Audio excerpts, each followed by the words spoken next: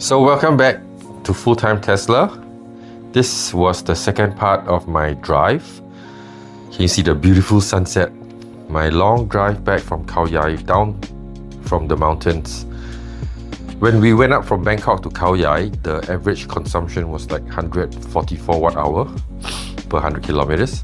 And when we're coming down, because it's from a higher ground to a lower ground, the efficiency improved by a lot, and most of the times it was like close to 100 to 110.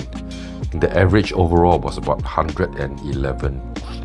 So extremely efficient, because at 111 for a full battery pack of about 75 usable kilowatt hour, I would have gotten somewhere around almost 700 kilometers for a full charge.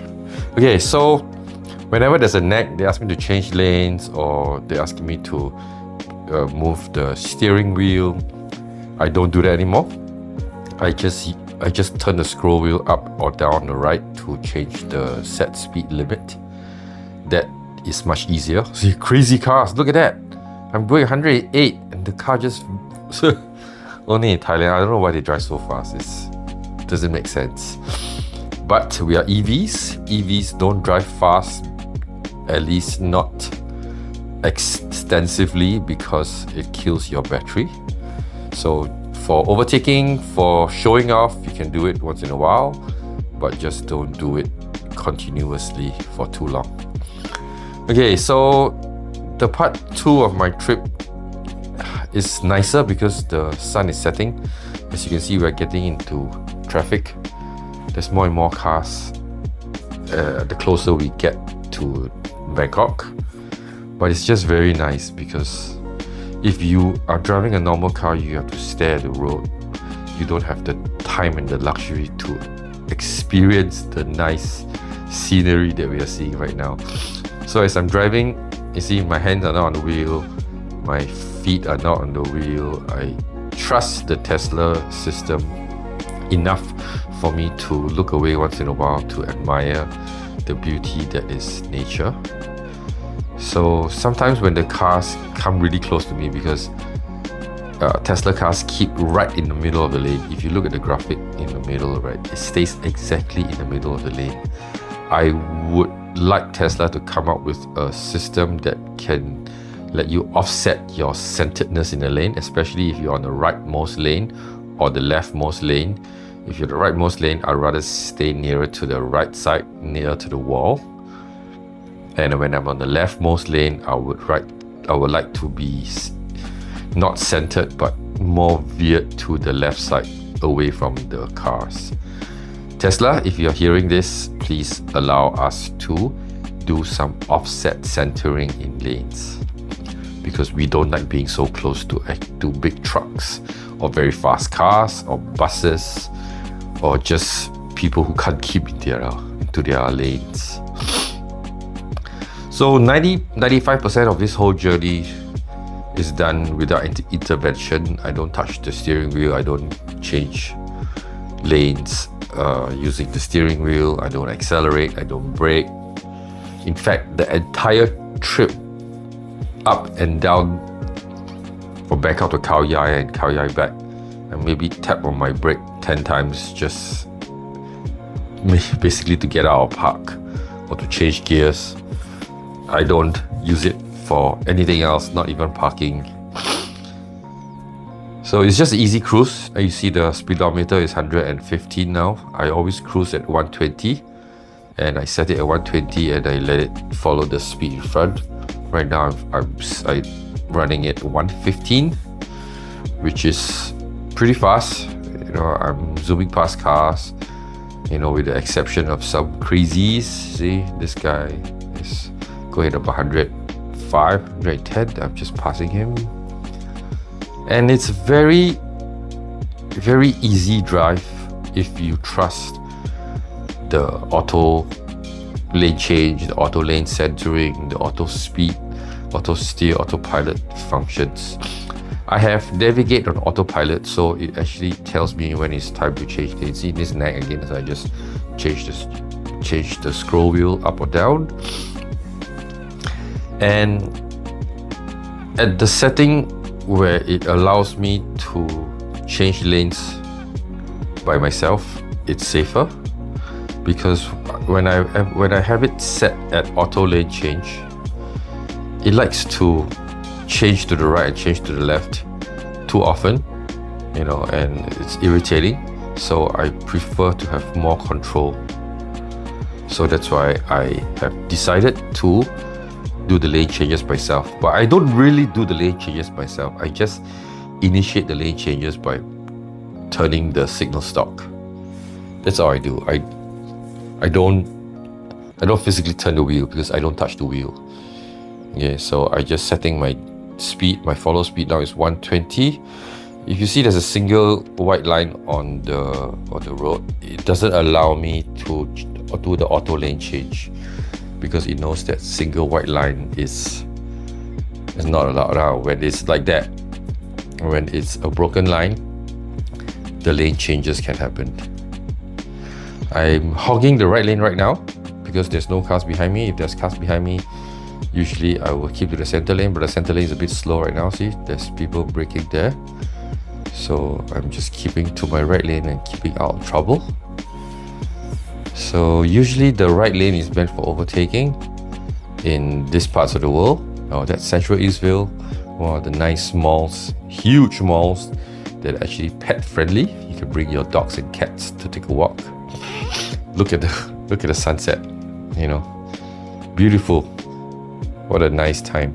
And the weather in Bangkok this week has been fantastic. I think right now it's like maybe 25, 26 degrees, very comfortable. At night it gets as low as 18, which in these parts of the world, it's a welcome relief. I know some of you who are living in colder climates, it's like, what's 25 degrees? What's 18 degrees Celsius? How's that cold at all? But trust me, people who live in the tropical climate, the tropics, we enjoy this weather 2 weeks in a year. So we soak it as much as we can to enjoy this cool weather before it disappears. And when it disappears, it's just hot and clammy and rainy all over again. So I'm actually holding the steering wheel, but I'm not controlling it. I'm just holding it there. Just to be sure, sometimes when I overtake too closely, you get a bit nervous and you decide that it's better to have your hands on the steering wheel in case you need to take over immediately. See, this guy cuts into my path. The car has to slow down. He's slowing down as well, so the car slows down. Yeah, I mean, it's pretty smart because as much as the Tesla vision can see, it's only cameras, right? They cannot really tell distance too far away, not like LiDARs and radars can do. They only can detect maybe 20, 30 meters in front. So I'm holding on again because it's a very steep bend and the speed has dropped to 90, 91. So let me go back to auto steer and autopilot so it can continue the drive. So most of the time, this is the status quo. I leave it on autopilot. The neck comes once every 45 seconds to a minute. I roll the scroll wheel. It just cruises on. I pay attention. I definitely have to pay attention, but I don't have to keep my foot in an awkward position while accelerating. I don't have to hold my hands in an awkward 9 to 3, 10 to 2 position on the steering wheel for extended periods of time. I can scratch my head, I can have a coffee, I can answer some messages if I want to. Yeah, do you see the phone mount that I have there? It's stuck to the screen and it's in a very good position. It's not the perfect position, but it's the best in a Tesla. It can stretch and it can turn to landscape, and the grip is pretty secure. It's like a roller wheel. It's made by Jowa. It's called the 6D. It's a non charging type because I don't have the magnetic stuff. What do you call that? Max stripe? No. No, it's the Apple thing. I don't have that magnetic thing, so I don't charge wirelessly most of the time. If I want to, I just put it in the center console to charge, which it charges very slowly. So the sun is almost set and it's getting darker right now. I'm holding on to the steering wheel gently because it's cutting this guy too close. The taxi is hugging the line too much, which I'm not very comfortable in. But the steering is done automatically. I'm not touching the steering wheel. My hand is just there, just in case. Once I have cleared the danger zone, I can relax and put my hands further away and let the car drive by itself. Nighttime driving, when it's totally dark, seems to be working exactly the same as daytime driving. But nighttime driving, you know, the cameras can be blinded by strong lights and reflections.